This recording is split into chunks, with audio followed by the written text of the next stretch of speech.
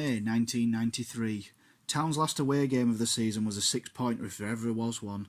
Their opponents, Gillingham, were just 1 point above them, with a slightly superior goal difference. It was a match that Town had to win. They didn't. A 2-0 defeat which guaranteed Gillingham's safety was made all the more hard to bear when looking at the match statistics, which showed Gillingham's 6 efforts on goal against Town's 16.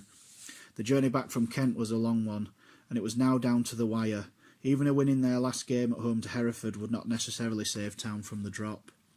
The situation was very grave, but there was still hope of escaping the trapdoor to non-league football. To make their escape, Town had to win their last home match, and their rivals for the drop, Northampton Town, had to either draw or lose at Gay Meadow, where they faced a Shrewsbury side who could qualify for the playoffs with a win. At half-time, the dream was still a possibility, with Town, backed by the biggest crowd for years, drawing 0-0 and Northampton 2 goals down at Shrewsbury. Town just needed 1 goal, which would hopefully see them through, but, as everyone knows, it wasn't to be. A goal in the 61st minute by ex-Shaymen Derek Hall sent Town crashing into the GM Vauxhall Conference.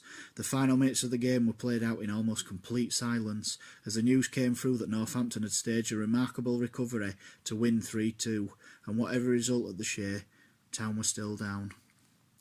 The scenes at the end of the game were harrowing, but gradually the mood changed from one of defiance, as the Shaymen faithful chanted, "They'll always be the Shaymen and we'll be back."